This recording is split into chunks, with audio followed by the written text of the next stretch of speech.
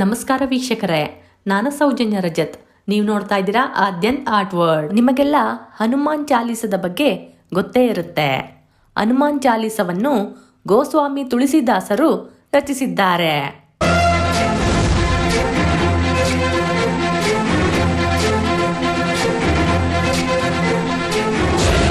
ज्ञान गुण सागर जय कपीसति लोक उजागर जय हनुमान ज्ञान गुण सागर जय कपीसति लोक उजागर दूत अतुलित बल धाम अंजनी पुत्र पवन सुत नाम महावीर विक्रम बजरंगी. ಆದ್ರೆ ಹನುಮಾನ್ ಚಾಲೀಸದ ಬಗ್ಗೆ ಒಂದು ಇಂಟ್ರೆಸ್ಟಿಂಗ್ ವಿಷಯ ಇದೆ.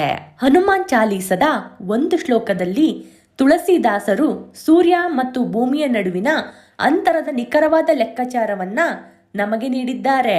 ಹಲವು ವರ್ಷಗಳ ಸಂಶೋಧನೆಯ ನಂತರ ವಿಜ್ಞಾನಿಗಳು ಕಂಡುಹಿಡಿಯದ ದೂರವನ್ನು ಈಗಾಗಲೇ ಹನುಮಾನ್ ಚಾಲೀಸದಲ್ಲಿ ಗೋಸ್ವಾಮಿ ತುಳಸಿದಾಸರು ವಿವರಿಸಿದ್ದಾರೆ.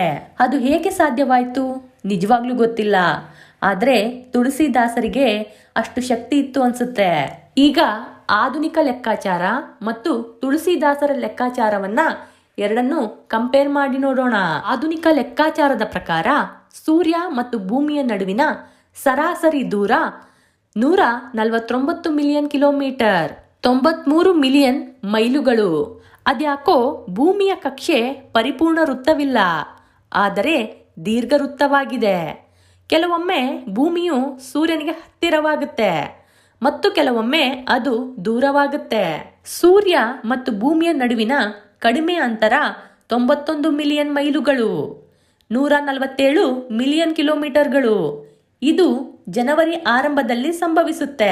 ಸೂರ್ಯ ಮತ್ತು ಭೂಮಿಯ ನಡುವಿನ ಅತಿ ಉದ್ದದ ಅಂತರ 94 ಮಿಲಿಯನ್ ಮೈಲುಗಳು, ಅಂದ್ರೆ 152 ಮಿಲಿಯನ್ ಕಿಲೋಮೀಟರ್ಗಳು. ಇದು ಜುಲೈ ಆರಂಭದಲ್ಲಿ ಸಂಭವಿಸುತ್ತೆ. ಆದ್ರೆ ಹನುಮಾನ್ ಚಾಲೀಸದ ಒಂದು ಶ್ಲೋಕದಲ್ಲಿ ತುಳಸಿದಾಸರು ಸೂರ್ಯ ಮತ್ತು ಭೂಮಿಯ ನಡುವಿನ ಅಂತರದ ನಿಖರವಾದ ಲೆಕ್ಕಾಚಾರವನ್ನ ನಮಗೆ ನೀಡಿದ್ದಾರೆ. ಗೋಸ್ವಾಮಿ ತುಳಸಿದಾಸರು ಬರೆದ ಹನುಮಾನ್ ಚಾಲೀಸದ 18ನೇ ಚೌಪೈ ಸೂರ್ಯ ಮತ್ತು ಭೂಮಿಯ ನಡುವಿನ ಅಂತರವನ್ನ ವಿವರಿಸಿದೆ. ಹನುಮಾನ್ ಚಾಲೀಸದ ಈ ಸಾಲುಗಳು: ಯುಗ ಸಹಸ್ರ ಯೋಜನ ಪರುಬಾನು ಲಿಲಿಯೋ ತಾಹಿ ಮಧುರ ಫಲ ಜಾನು. ಇದರ ಅರ್ಥ, ಯುಗ ಸಹಸ್ರ ಯೋಜನೆ ದೂರದಲ್ಲಿರುವ ಸೂರ್ಯನನ್ನು ಸಿಹಿ ಫಲವೆಂದು ಪರಿಗಣಿಸಿ ಹನುಮನು ತಿನ್ನಲು ಬಯಸಿದ್ದಾನೆ. ಇಲ್ಲಿ ಹನುಮನು ಸೂರ್ಯನನ್ನ ಸಿಹಿ ಹಣ್ಣು ಅಂತ ಪರಿಗಣಿಸಿ ಆತನನ್ನ ನುಂಗೋಕೆ ಅಂತ ಹೋಗ್ತಾನೆ. ಇಲ್ಲಿ ಅವರು ಪ್ರಯಾಣಿಸಿದ ದೂರವನ್ನು ಯುಗ, ಸಹಸ್ರ, ಯೋಜನ ಎಂದು ಉಲ್ಲೇಖಿಸಲಾಗಿದೆ. ಸೂರ್ಯನಿಗೂ ಮತ್ತು ಭೂಮಿಯ ನಡುವಿನ ಸರಾಸರಿ ದೂರ ಯುಗ ಇಂಟು ಸಹಸ್ರ ಇಂಟು ಯೋಜನೆ 12,000 ಇಂಟು 1000 ಇಂಟು 8 ಮೈಲಿಗಳು, ಒಟ್ಟು 96 ಮಿಲಿಯನ್ ಮೈಲುಗಳು, ಅಂದ್ರೆ 153.6 ಮಿಲಿಯನ್ ಕಿಲೋಮೀಟರ್ಗಳು.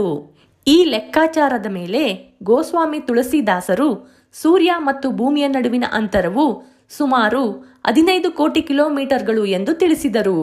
ಆದ್ದರಿಂದ ಭೂಮಿ ಮತ್ತು ಸೂರ್ಯನ ನಡುವಿನ ದೂರವನ್ನು ಯುಗ ಸಹಸ್ರ ಯೋಜನ ಎಂದು ತಿಳಿಸಲಾಗುತ್ತೆ. ಇದು ಹನುಮಾನ್ ಚಾಲೀಸದಲ್ಲಿನ ಅದ್ಭುತ ವಿಷಯವಾಗಿದೆ. ಹಾಗಾದ್ರೆ ಇದು ಯಾವ ಯುಗದ ಲೆಕ್ಕಾಚಾರ? ಹನುಮಂತನು ತ್ರೇತಾಯುಗದಲ್ಲಿ ಇದ್ದರಿಂದ ತ್ರೇತಾಯುಗದ ವರ್ಷಗಳನ್ನ ಇಲ್ಲಿ ತೆಗೆದುಕೊಳ್ಳಲಾಗಿದೆ ಮತ್ತು ಹನುಮಾನ್ ಚಾಲೀಸದಲ್ಲಿ ಉಲ್ಲೇಖಿಸಿರುವ ದೂರದಲ್ಲಿ ಕೇವಲ 1% ದೋಷವಿದೆ. ಹನುಮಾನ್ ಚಾಲೀಸದ 18ನೇ ಸಾಲುಗಳನ್ನ ಒಮ್ಮೆ ನೋಡಿ, ನಿಮಗೆ ಈ ಸಾಲುಗಳು ಸಿಗ್ತವೆ. 16ನೇ ಶತಮಾನದಲ್ಲಿ ವಾಸಿಸುತ್ತಿದ್ದ ತುಳಸಿದಾಸ 20ನೇ ಶತಮಾನದ ಮಾಡರ್ನ್ ವಿಜ್ಞಾನಿಗಳ ಅಂದಾಜಿಗೆ ಹತ್ತಿರವಿರುವ ಅತ್ಯಂತ ನಿಖರವಾದ ಅಂದಾಜನ್ನು ನೀಡಿರುವುದು ಬಹಳ ಆಶ್ಚರ್ಯ. ನಿಜಕ್ಕೂ ಇವ್ರಿಗೆಲ್ಲ ಇಷ್ಟೊಂದು ಜ್ಞಾನ ಎಲ್ಲಿಂದ ಬಂತು ಅನ್ಸುತ್ತೆ. ನಮ್ಮ ವಿಜ್ಞಾನಕ್ಕೂ ಮೀರಿದಂತಹ ಸಂಗತಿಗಳನ್ನ ಇವರು ಹೇಳ್ತಾ ಇದ್ದಾರೆ. ನನ್ನ ವಿಡಿಯೋ ನಿಮಗೆ ಖಂಡಿತವಾಗ್ಲೂ ಇಷ್ಟ ಆಗಿರುತ್ತೆ ಅಂತ ನಾನು ನಂಬ್ತೀನಿ. ಲೈಕ್ ಮಾಡಿ, ಶೇರ್ ಮಾಡಿ, ಸಬ್ಸ್ಕ್ರೈಬ್ ಕೂಡ ಆಗಿ. ಧನ್ಯವಾದಗಳು.